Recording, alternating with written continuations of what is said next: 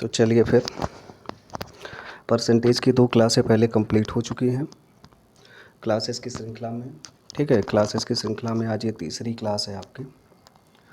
पहले 2 classes percentage की लगभग बेसिक पर थी, जो परसेंटेज के बेसिक सूत्र होते हैं या बेसिक फार्मूले होते हैं जिनको हमें समझाना होता है, उसे हमने बताया है। आज से आपके परसेंटेज के कुछ ऐसे प्रश्नों को हम करेंगे जो एग्ज़ाम में लगातार पूछे जाते हैं। ठीक है, पिछले क्लास में हमने कुछ चीज़ें जो डिस्कस की थी उनको एक बार समझ लेते हैं। पिछली क्लास में बहुत ज़्यादा कुछ बताया नहीं गया था, बस उसमें ये बताया गया है अगर परसेंटेज बढ़ाना है तो कैसे बढ़ाएंगे। ठीक है, जैसे मान लीजिए हमने बताया था 120 में 20% की वृद्धि करनी है। ठीक है, 120 में 20% की वृद्धि करनी है। ठीक है, तो इसके लिए हमने आपको बताया था 120 गुणे 20% बढ़ाना है तो 100 में सीधे 20% बढ़ा देंगे, ये हो जाएगा 120/100। एक ज़ीरो से एक ज़ीरो ये कट गया, एक ज़ीरो से एक ज़ीरो ये कट गया, 12 का 12 से गुणा होगा तो 12 बरम में 144। ठीक है, एक तो ये बताए थे कि 20% की वृद्धि करनी हो तो कैसे करेंगे। 120 में अगर 20% की कमी करनी हो तो कैसे करेंगे, तो हमने बताया था 20% की कमी करनी है तो 100 में सीधे 20 घटा दो, पहले 80। तो 120 में 20% की कमी करनी है तो 120 का 80% निकाल दो। 120 का 20% कमी है तो इसका 80% निकाल देते हैं। एक ज़ीरो से एक ज़ीरो ये कट गया, एक ज़ीरो से एक ज़ीरो ये कट गया, 12×8 = 96, ये 96 आ गया। ये भी यानी प्रतिशत की वृद्धि करना भी बता दिए थे, प्रतिशत की कमी करना भी बता दिए थे। ये दोनों चीज़ें एकदम क्लियर हो गई थी। ए का 20% वाला सवाल भी हो गया था, जैसे 120 का 80% कितना होगा, ये तो पहले ही बताए थे। तो ये हो गया था 120 का 80%। इसको इस तरीके से आप लगाते हैं तो 12×8 = 96, ये भी हो गया। ये 3 तरीके के सवाल हो गए जो पहले बताए गए थे। ठीक है, इसके बाद हमने बताया था कुछ ऐसे सवाल अब लगाएंगे तीसरी क्लास में जो किसी एक वैल्यू का मान किन्हीं 2 वैल्यू पर डिपेंड करता है। ये क्या है इसको बताते हैं, पहले इसको समझ लीजिए।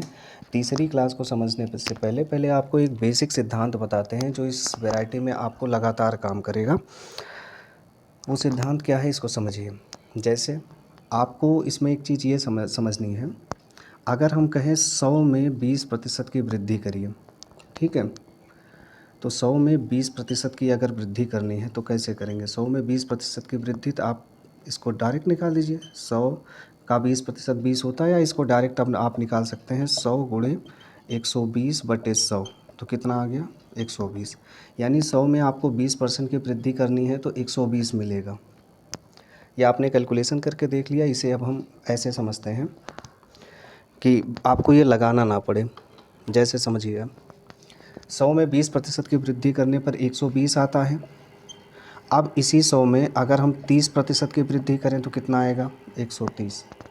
अगर किसी चीज़ का मूल्य मान लीजिए 100 रुपया है और उसमें 30% की वृद्धि करनी है तो 130 रुपया हो जाएगा। ठीक है, किसी चीज़ कोई भी चीज़ अगर आपको माननी हो परसेंटेज में मानने के लिए इस नियम का बहुत ज़्यादा प्रयोग होगा आगे। 100 में 50% की अगर वृद्धि करनी हो, ठीक है, जैसे हम कहते हैं किसी वस्तु का मूल्य पहले से 50% बढ़ जाता है तो पहले मूल्य 100 मान लेंगे, उसको 50% बढ़ा देंगे। तो 100 में जब 50% बढ़ाना हो तो सीधे 150 इसका उत्तर आएगा, गुणा करने की ज़रूरत नहीं है। 100 में 80% बढ़ाना हो अगर आपको तो इसका उत्तर आ जाएगा 180। 100 में 90% अगर बढ़ाना हो तो इसका उत्तर आ जाएगा 190। मतलब 100 में जितना परसेंट बढ़ाना हो 100 में उतना जोड़ दीजिए, वो उत्तर आ जाएगा। ठीक है, 100 में अगर इसी तरीके से 100% बढ़ाना हो तो उत्तर आ जाएगा क्या 200। 100 में 100% बढ़ाने पर 200 आएगा। अच्छा, 100 में 200% अगर बढ़ाएं तो कितना आएगा, 100 में 200 तो जोड़ दीजिए, उत्तर आ जाएगा 300। ठीक है, 100 में 500% अगर आपको बढ़ाना है तो उत्तर कितना आएगा 600। तो इसका मतलब 100 में कितना भी परसेंट बढ़ाना हो आप ये चीज़ डायरेक्ट लगा सकते हैं। अगर कहें 100 में 30% की वृद्धि करो तो आप समझ लो कि वो 130 आ जाएगा। ठीक है, पहली चीज़ ये तो हो गया 100 में वृद्धि। ठीक है, 100 में 20% की वृद्धि हो गई। अब हम इसी को करते हैं 100 में 20% की कमी करिए। 100 में 20% की कमी करनी है तो इसका मतलब 100 गुणे 80/100 कर देंगे। 100 गुणे 80/100 कितना आ जाएगा 80। यानी 100 में 20% की कमी करोगे तो 80 आएगा। इसका मतलब ये हुआ कि 100 में 20% की कमी करना हो तो हम बार बार हल नहीं करेंगे। 100 में 20% की कमी करनी हो तो 100 में 20 घटा देंगे, यही उत्तर आ जाएगा। अगर हम ये कहें कि 100 में 10% की कमी करो तो कितना आ जाएगा 90। 100 में 30% की कमी करो तो कितना आ जाएगा 70। 100 में 50% की कमी कीजिए तो कितना आ जाएगा 50। 100 में 70% की कमी करो तो कितना आ जाएगा 30 आ जाएगा। 100 में 90% की अगर आपको कमी करनी हो तो कितना आ जाएगा 10 आ जाएगा। अगर 100 में 100% की कमी करनी हो तो कितना आ जाएगा 0, क्योंकि 100 में से 100 घट जाएगा। देखो 100 में आप 200% जोड़ सकते हैं, लेकिन 100 में क्या 200% की कमी की जा सकती है? बिल्कुल नहीं, क्योंकि 100% का मतलब ही होता है ये 100 पूरी तरीके से घट गया। अब 100 में 200%, 100 में 300%, 100 में 500% की कमी नहीं की जा सकती है। ठीक है, तो ये एकदम क्लियर हो गया ये दोनों कॉन्सेप्ट। इसका यूज होगा हमारे पास, इसका यूज क्या होगा देखिए, हमने दोनों चीज़ों को बढ़िया से समझ लिया। पहली चीज़ हमने क्या समझी, ध्यान से देखिएगा। कहते हैं अगर मान लेते हैं किसी वस्तु का मूल्य 100 रुपया है, ऐसे मान लेते हैं, मान लीजिए किसी वस्तु का मूल्य 100 रुपया है, मूल्य में 20% की वृद्धि हो गई तो नया मूल्य क्या होगा? पहला मूल्य 100 रुपया है, 20% की वृद्धि हो गई, इसके मूल्य में नया मूल्य हो गया 120 रुपया। बस यही समझाना था। किसी वस्तु का मूल्य 100 रुपया है, अगर मूल्य में 20% की कमी हो गई तो मूल्य कितना हो जाएगा 80 रुपया। वस्तु का मूल्य 100 रुपया है, अगर 30% की वृद्धि हो गई तो वस्तु का मूल्य कितना हो जाएगा 130 रुपया। मूल्य 100 रुपया है, अगर यहाँ पे 30% गिर गया उसका दाम तो मूल्य कितना हो जाएगा 70 रुपया। ये दोनों बातें आपको बढ़िया से समझ में आ गई, चाहे मूल्य में वृद्धि हो चाहे कमी हो, ये भी आराम से कर लेंगे, इसमें कोई बड़ी समस्या नहीं है। अब आगे देखिए, आगे का जो प्रश्न है उसे हमें समझना है। आगे का प्रश्न प्रतिशत वृद्धि या कमी पर ही आधारित होगा। ठीक है, जैसे प्रश्नों को देखते हैं, कुछ प्रश्न देख लेते हैं तो ज़्यादा क्लियर रहेगा, क्योंकि प्रश्न से ही सवाल बेहतर समझ में आते हैं। ठीक है, तो सीधे चलते हैं ऐसे प्रश्नों पर जो एग्ज़ाम में लगातार पूछे गए हैं।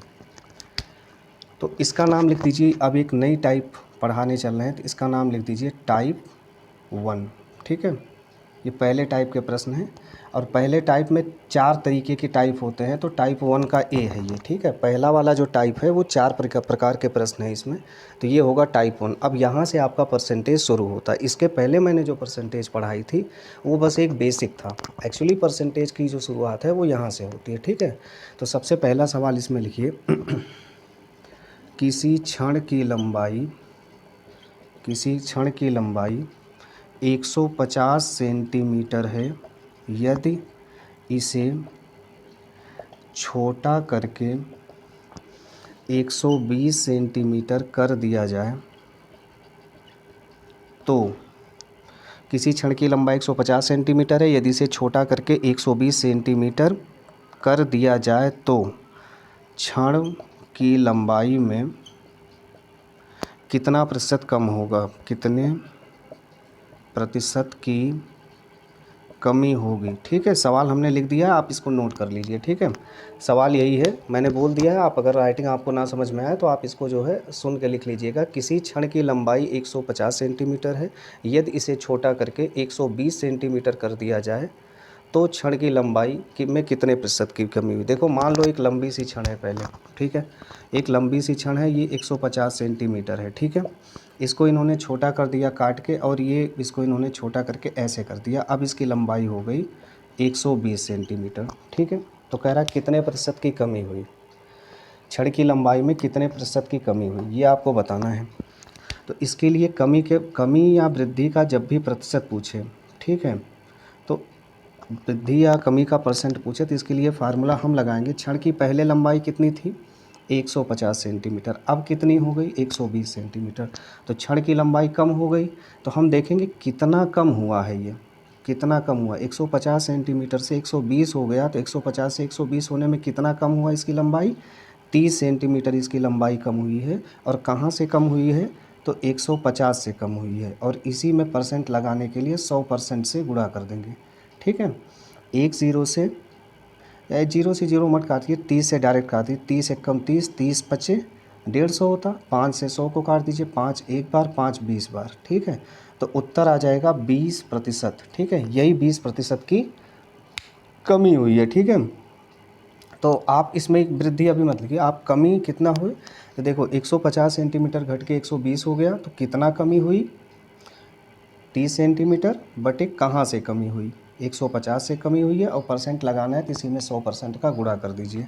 अगर वृद्धि रहती है, मान लो यही सवाल अगर ऐसे होता कि यदि किसी क्षण की लंबाई 150 सेंटीमीटर है, यदि इसको बड़ा करके मतलब इसको जोड़ करके या फिर इसको बड़ा करके या इसमें एक और छड़ जोड़ के इसकी लंबाई जो है 150 सेंटीमीटर से 180 सेंटीमीटर कर दी गई, ठीक है, तब देखो सवाल कैसे लगेगा। छड़ की पहले की लंबाई 150 सेंटीमीटर है और इसमें वृद्धि करके इसे 180 सेंटीमीटर कर दिया गया है, तो छड़ की लंबाई में कितना परसेंट की वृद्धि हुई। तो यहीं पर लगा देते हैं वृद्धि का परसेंट, कितना परसेंट वृद्धि हुई। तो भैया 150 था, ये बढ़कर कितना हो गया 180। तो कितने की वृद्धि हुई है, तो पता चला 100, और थोड़ा कठिन कर लेते हैं, चलो रहने दो 180। तो कितने की वृद्धि हुई है, 30 की वृद्धि हुई है। 150 था 180 हो गया, कितना बढ़ा 30 बढ़ा। कहाँ से बढ़ा 150 से बढ़ा है, और इसी को 100% लगा दो तो ये प्रतिशत आ जाएगा। 3 एक बार कट जाएगा, 3 5 बार कट जाएगा, 5 एक बार कट जाएगा, 5 20 बार कट जाएगा, तो उत्तर आ जाएगा 20%। ठीक है, तो यहाँ से ये बात समझ में आ गई कि दो चीज़ें समझनी हैं, कितना बढ़ा है कहाँ से बढ़ा है, या कितना कम हुआ है कहाँ से कम हुआ है। तो इसका हम एक फार्मूला लिख लेते हैं, आप इसको नोट करके लिख लीजिएगा। कमी आवलिक वृद्धि का प्रतिशत बराबर, ठीक है, बराबर के नीचे आप आगे लिखिएगा, हमारे पास स्पेस नहीं है तो हम यहाँ लिख दे रहे हैं। कमी अथवा वृद्धि का प्रतिशत बराबर कितना कम आवलिक,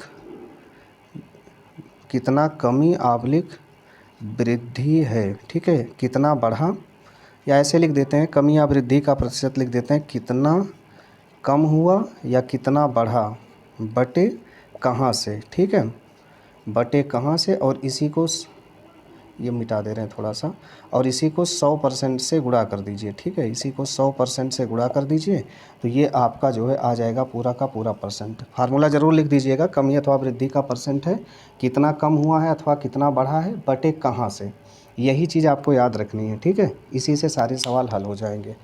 तो कमी या वृद्धि का पहला सवाल आपने कर लिया, इसमें कोई समस्या नहीं होगी, इसको नोट कर लीजिए। अब देखिए इसमें अगला सवाल जो है आपको तो अब कर लेंगे, कोई भी, जैसे एक व्यक्ति की आय 5,000 रुपये है, उसकी आय बढ़ के जो है 10,000 हो गई या 15,000 हो गई, तो आय में कितने प्रतिशत की वृद्धि हुई, ये भी आप बता सकते हैं आराम से।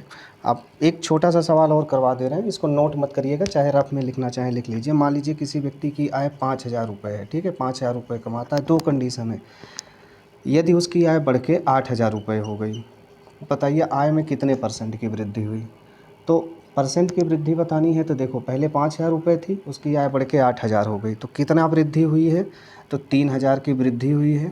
कहाँ से हुई है, 5,000 से, गुणे इसी का परसेंट निकालना है तो 100% से गुणा कर दो। तो देखो एक ज़ीरो से एक ज़ीरो ऊपर का कट गया, एक ज़ीरो से दूसरा ज़ीरो कट गया, 3 ज़ीरो से ये कट गया, 5 से 100 को काट देंगे, 5 एकम 5, 5 20 बार कटेगा, ठीक है, 20 का 3 से गुणा होगा तो उसकी आय में 60% की वृद्धि हो गई, ठीक है। तो 5,000 थी 8,000 हो गई तो 60% आय बढ़ गई। 5,000 कमाता था, यदि उसकी आय घट के 2,000 हो गई, तो बताइए आय में कितना परसेंट की कमी हुई। तो कितना कमी हुई है, 5,000 से हो गया 2,000, यानी 3,000 की कमी हुई है, बटे कहाँ से हुई है, तो 5,000 से, और इसी का 100% से गुणा कर दीजिए। 3 जीरो से 3 जीरो कट गया, 5 एक बार, 5 20 बार, 20 तिहाई, 60% की आय कम हो गई उसकी, ठीक है। तो इस तरीके से आप इसको समझ सकते हैं।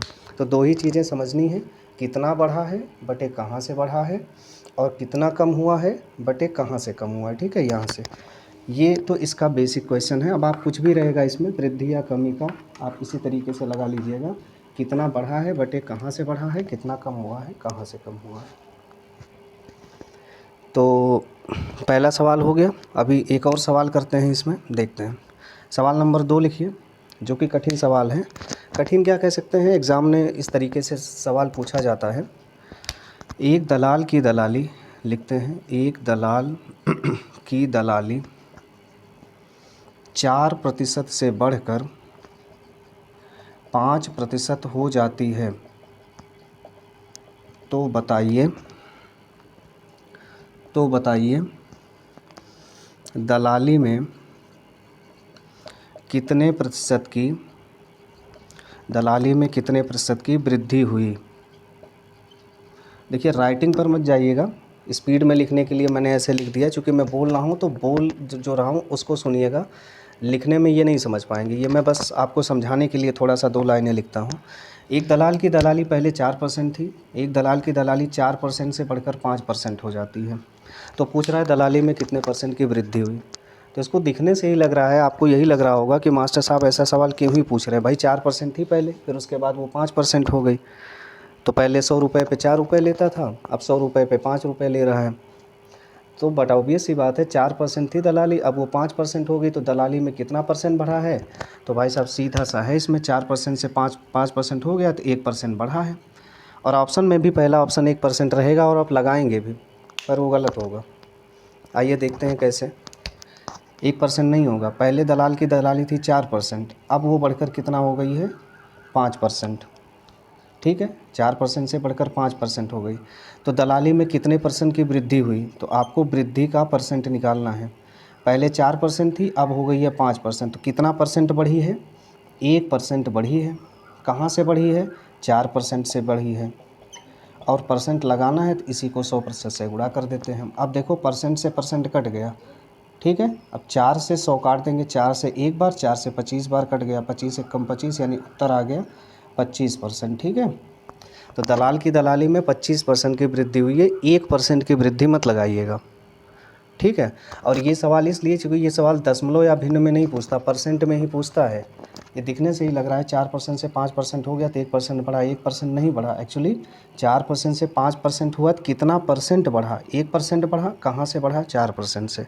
और इसी को 100% लगा देंगे तो 10% आ जाएगा। परसेंट से परसेंट कट गया, बाकी आपने हल कर लिया। तो ये तो इसका दूसरा एक बेसिक सवाल हो गया। ठीक है, तो आपने इसको भी नोट कर लिया होगा। तो चलिए इसके बाद अगला सवाल देखते हैं। छड़ की लंबाई हो गई और ये हो गया। ठीक है, बाकी कुछ और सवालों को देखते हैं इसी में जो पूछा जाता है। अब जो सवाल पूछे जाएंगे इसमें एक तो ये दोनों बेसिक हो गए। तीसरा सवाल लिखिए।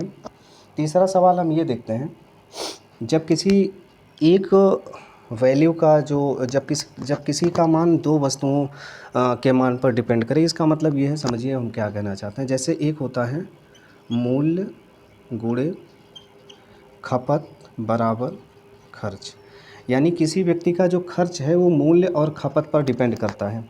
जैसे मान लो 20 रुपया किलो आलू है और वो 3 किलोग्राम की खपत है उसके घर में। तो इसका मतलब 20 रुपये 1 किलो आलू का दाम है, 3 किलोग्राम की खपत है, तो 20 तिहाई 60 रुपये का बजट है उसका, 60 रुपये का खर्चा होता है प्रतिदिन।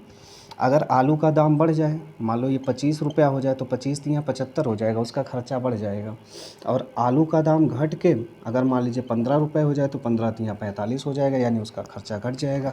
इसका मतलब हम कह सकते हैं कि इसका जो खर्च है वो मूल्य और खपत पर डिपेंड कर रहा है।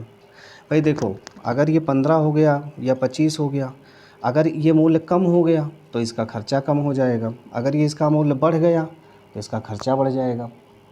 एक तरीका है, सवाल इस पर ये पूछता है कि इस चीज़ को बिल्कुल कांस्टेंट रखना है, इस चीज़ को घटाना बढ़ाना नहीं है, यानी खर्चे को ना तो बढ़ाना है ना तो घटाना है। तो इसके लिए क्या करें, मूल्य तो भाई घटे बढ़ेगा, मूल्य हमारे बस में नहीं है। और खर्चा जो है इसको कंट्रोल करना है, यानी खर्चा अगर इसका 60 रुपया है तो खर्चे को 60 ही रखना है, इसमें किसी प्रकार का चेंज नहीं करना है। तो अगर आलू का दाम 20 रुपये है तो 3 किलो की खपत है, तो 60 रुपये खर्चा हो रहा है।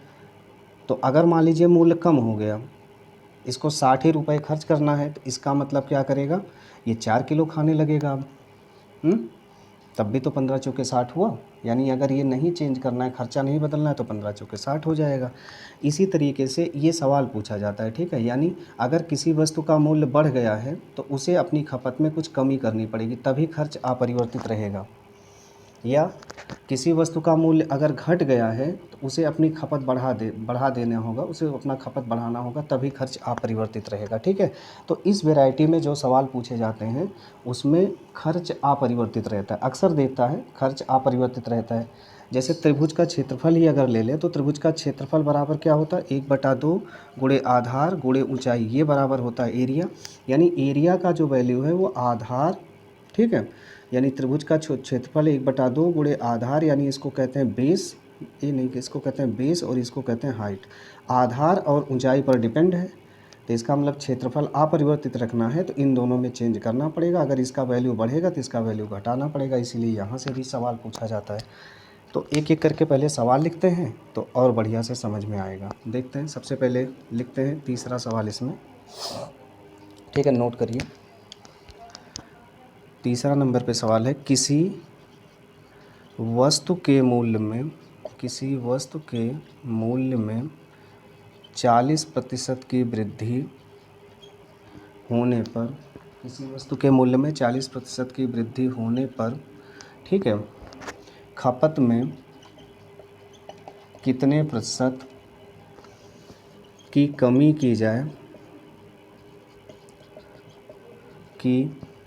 कितने प्रतिशत की कमी की जाए कि खर्च अपरिवर्तित रहे। ध्यान दीजिएगा शब्दों पर, खर्च अपरिवर्तित रहे, ठीक है।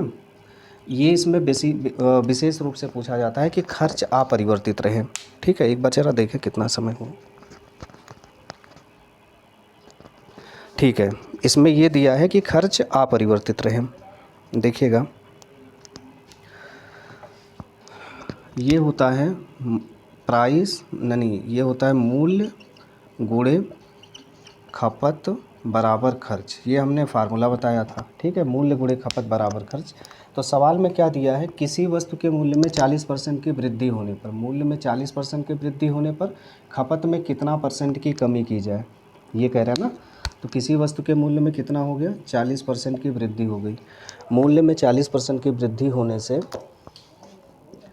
खपत में कितने प्रतिशत की कमी की जाए, तो खपत में कितने प्रतिशत की कमी की जाए कि खर्च में कोई परिवर्तन ना हो, यही तो है। देखिए, मूल्य बढ़ रहा है तो खपत को घटा रहा है। तो इसके लिए एक बेसिक सा फार्मूला लगा लेते हैं, अभी तो एक्स वाई वाले फार्मूले पे नहीं जाएंगे। अब ये मान लेते हैं किसी वस्तु के मूल्य में 40% की वृद्धि होती है, तो वस्तु का मूल्य पहले कितना है, 100 रुपये। मूल्य में 40% की वृद्धि हो गई तो अब मूल्य कितना हो जाएगा, 140 रुपये। किसी वस्तु के मूल्य में 40% की वृद्धि हो गई, खपत में कितना परसेंट की कमी करें कि खर्च अपरिवर्तित रहे, तो इसके लिए मान लेते हैं मूल्य 100 रुपये है, 40% की वृद्धि हो गई है, तो 100 रुपये का 40% वृद्धि करेंगे तो 140 हो गया, ठीक है। किसी वस्तु के मूल्य में 40% की वृद्धि होगी, पहले 100 था अब हो गया 140। तो कहता है खपत में कितना प्रतिशत की कमी करें कि खर्च अपरिवर्तित, यानी 140 को कितना प्रतिशत कम किया जाए कि खर्च इसी पर आ जाए। तो आप देखिए कैसे लगाएंगे, 140 में कितना प्रतिशत की कमी करें कि खर्च वही रहे।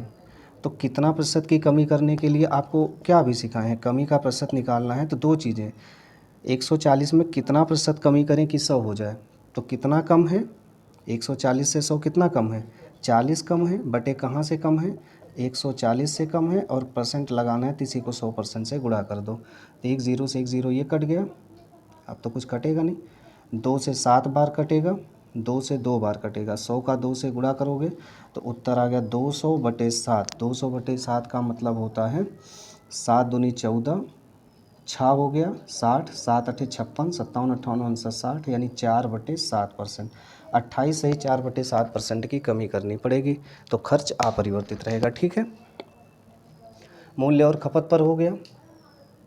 एक सवाल और पूछा जाता है जो किसी त्रिभुज के क्षेत्रफल वगैरह पर जो है अक्सर कभी कभी से इसमें सवाल आ जाते हैं, लंबाई और आधार के क्षेत्रफल को लेकर, ठीक है। या आयत का सवाल एक लिख लेते हैं, तो नोट करिए, सवाल आप नोट करिएगा। किसी आयत के, सवाल है किसी आयत की लंबाई में 10% की कमी करने पर, किसी आयत की लंबाई में, ठीक है, किसी आयत की लंबाई में 10% की कमी कर दी जाती है, ठीक है। तो उसकी चौड़ाई में, कितना परसेंट की वृद्धि की जाए कि आयत का क्षेत्रफल अपरिवर्तित रहे, ये सवाल है। सवाल है किसी आयत की लंबाई में 10% की वृद्धि की जाती है तो आयत की चौड़ाई में कितना प्रतिशत की कमी की जाए, यहाँ कमी है, कितना प्रतिशत की कमी की जाए कि क्षेत्रफल अपरिवर्तित रहे, ये प्रश्न है, ठीक है। अब देखिए, आयत की पहले लंबाई कितना है, हम मान लेते हैं आयत की पहले लंबाई है 100, जो भी है सेंटीमीटर मीटर जो भी है, आयत की लंबाई को पहले 100 मान लेते हैं, और कहता है लंबाई में 10% की वृद्धि की जाती है, तो अब लंबाई कितना हो जाएगी, 110, ठीक है। चौड़ाई में कितना प्रतिशत कमी की जाए कि क्षेत्रफल वही रहे, अब 100 बढ़कर हो गया 110, तो 110 में कितना प्रतिशत की कमी की जाए कि ये फिर 100 पे आ जाए। तो प्रतिशत की अगर हमें कमी करनी है तो इसका सूत्र हमने बताया था 110 में कितना % कम करें कि 100 आ जाए। तो दो चीज़ें चाहिए, कितना कम है बटे कहाँ से कम है। तो 110 को 100 पर लाना है, तो 110 से 100 कितना कम है, 10 कम है, बटे कहाँ से कम है, तो 110 से कम है। इसी को 100% से जब गुणा कर दोगे तो ये आ जाएगा पूरा, ठीक है। एक ज़ीरो से एक ज़ीरो ये काट दो, अब तो कुछ कटेगा नहीं, 10 का 10 से गुणा होगा तो 10 दाम में 100 बटे 11। अब इसको सही बटे में लिख दो, इतना % हो जाएगा, ठीक है। देखो 11 से 100 बार ले जाओगे तो 11 9 99, एक बचा 1 बटे 11, यही इसका % है, ठीक है। ये हल हो गया। अब एक सवाल और इसमें समझते हैं। अगला सवाल लिखिए, ठीक है। तो आय का भी सवाल हो गया। अच्छा, एक सवाल लिख देते हैं त्रिभुज की ऊंचाई पर और क्षेत्रफल पर। इस पर भी कभी कभी सवाल पूछ लिया जाता है, तो नोट करिए। किसी त्रिभुज की, आप वैसे नोट कर लीजिएगा, किसी त्रिभुज की ऊंचाई में 20% की कमी कर दी जाती है। एक त्रिभुज है, किसी त्रिभुज की ऊंचाई में 20% की वृद्धि कर दी जाती है, +20%, ठीक है। किसी त्रिभुज की ऊंचाई में 20% की वृद्धि कर दी जाती है यदि उसके आधार में, नहीं, किसी त्रिभुज की ऊंचाई में 20% की वृद्धि की जाती है, तो बताइए उसके आधार में कितने % की कमी की जाए। तो उसके आधार में कितने % की कमी की जाए कि त्रिभुज का क्षेत्रफल अपरिवर्तित रहे, ये सवाल है। किसी त्रिभुज की ऊंचाई में 20% की वृद्धि की जाती है, तो बताइए आधार में कितने % की कमी की जाए कि क्षेत्रफल अपरिवर्तित रहे। इसमें फिर यही चीज़ देखिएगा, आय अपरिवर्तित रहे, क्षेत्रफल अपरिवर्तित रहे, यही सारी चीज़ें देखता है। तो हम देखते हैं त्रिभुज का आधार क्या होता है, त्रिभुज का क्षेत्रफल क्या होता है, त्रिभुज का क्षेत्रफल, ठीक है। एक सेकेंड, त्रिभुज का क्षेत्रफल बराबर होता है 1/2 गुणे आधार गुणे ऊंचाई, ठीक है। तो क्या कह रहा है, आधार में 20% की वृद्धि की जाती है, इसका आधार में 20% बढ़ाया जाता है। तो कह रहा है, तो बताइए ऊंचाई में कितना % कमी कर दें कि क्षेत्रफल जो है वो वही रहे, क्षेत्रफल में कोई चेंज ना हो। आधार में 20% की वृद्धि की जाती है, क्षेत्रफल में कितना % की कमी करें। अब देखो ना, एक चीज़ बढ़ा रहा है तो दूसरे को घटाएगा, ऐसा जब करेंगे तभी तो क्षेत्रफल अपरिवर्तित रहेगा। तो आधार में 20% की वृद्धि की जाती है, तो बताइए ऊंचाई में कितना % की कमी की जाए कि क्षेत्रफल अपरिवर्तित रहे। तो मान लेते हैं पहले आधार कितना है, 100 है, ठीक है। अब इसमें 20% की वृद्धि की जाती है, तो ये हो गया 120।